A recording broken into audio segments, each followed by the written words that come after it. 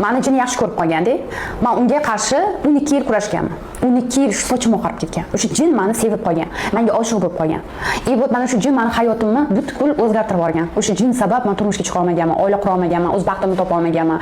Shunaqa darajada yomon bo'lar ekan bu oshiq jinni ketkazish azob ekan, azob. Birinchisi sababini birinchi keltirib o'taylik, nima uchun qiz bolaga oshiq jinlar yopishadi? Birinchi sababi yolg'izlikdan, keyin kechki vaqt har xil joylar, misol uchun nima deydi, shayton kechqurun kun botgandan keyin qiz bola yurish kerak emas ko'chaga deydi-ku, to'g'ri gap. Menda shunaqa narsa bo'lgan.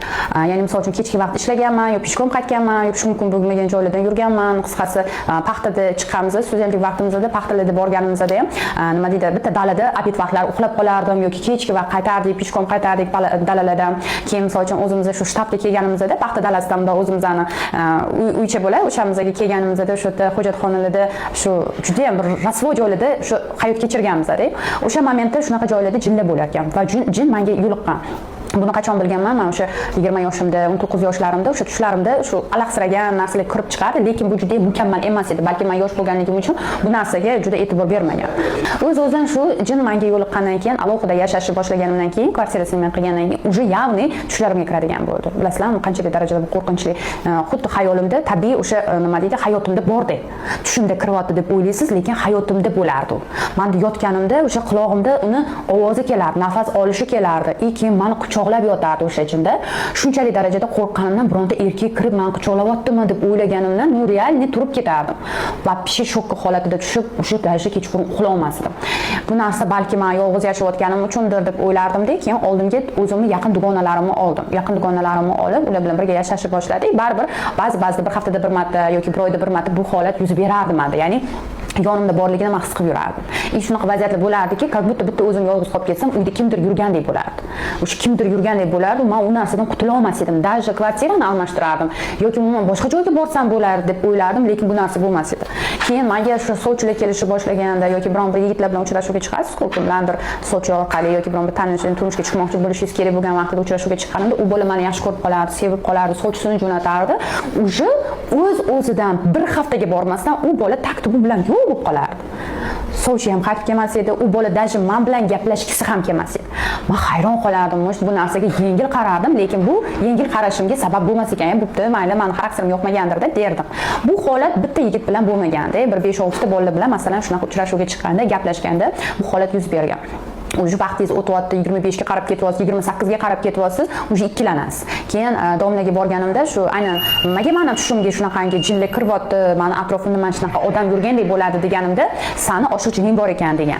O'zi shuni bitta deb bilar ekan, domlalar sezar ekan, oshiq jining bor sani deganda, men hayron qolganman. Bu narsadan qutulish o'ta qiyin senim degan. Men sizga ruqiya o'qiganim bilan boshqa narsa osonlikcha chiqib ketmaydi bu narsa degan. Osonlikcha qiynalasiz. Vaqtinchalik u narsani men kishanashim mumkin, vaqtinchalik uni to'xtatishim mumkin, lekin uni masala deydi.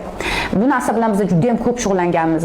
Keyin oxiri bitta domla aytgan, menga har kuni ruqiyaga kelganingiz bilan foydasi yo'q. O'zingiz bironta zikrmi, shunaqa narsalar aytib, har soatiga, daqiqasiga aytib yurmas ekansiz, bu sizdan voz kechmaydi. Keyin erga tegishingiz kerak degan.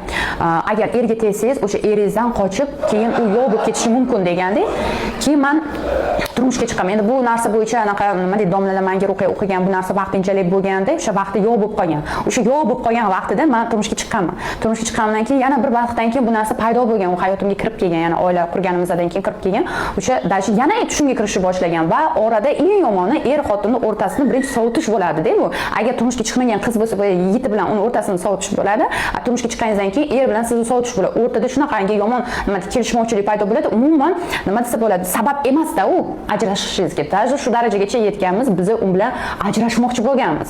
Men turmush o'rtog'im bilan ajrashmoqchi bo'lganman va bu narsaga nuqta qo'ymoqchi bo'lganman. Keyin tushimga kirgandan keyin yana o'zim qalban sezganman, demak bu meni hayotimga yana nuqta qo'ymoqchi. Yana bu hayotimga kirib kelib, meni o'sha baxtsiz qilmoqchi. Bu baxtsiz jinda, odamni baxtsiz qiladigan jin hisoblanadi. Keyin o'sha yana domlaga borganman, o'sha o'zimni o'qitganman, tozalatganman, yana tinimsiz o'sha astag'firulloh zikrlarini aytganman. Kechasi bilan aytib chiqardim, uxlamasdan aytib chiqqanman, 40 ming marotaba aytganman deb oxiri Allohdan so'raganman. Iltimos meni hayotimdan chiqib ketsin, men baxtli yashash xohlayman. O'sha qornimda farzandim bor.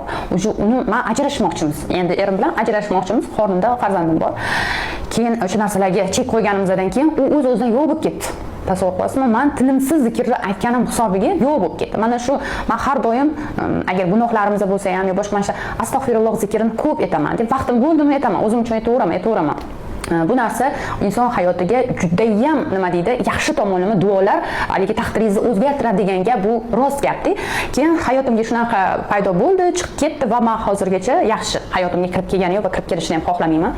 Agar turmushga chiqa olmayotgan qizlar bo'lsa, shunaqa tushlarda shunaqa narsalar ko'rayotgan bo'lsa, er-xotin bor, lekin kelishmovchiliklar, ziddiyatlar bo'ladigan bo'lsa, bir o'zingizni domlaga o'qitishingiz kerak yoki bo'lmasam o'zingiz uchun astag'firulloh zikrini o'zingiz uchun aytib yurishingiz kerak. Chunki er-xotin o'rtasida kelishmovchiliklar kelib chiqarishining asosiy sababi mana shu ochiq ham bo'lishi mumkin. Bir marta urishingizni to'xtating. Qanchalik darajada ko'p urishaversangiz, bu narsa mukammallashib ketadi-da, orada bo'yiga oilangizga dars ketadi.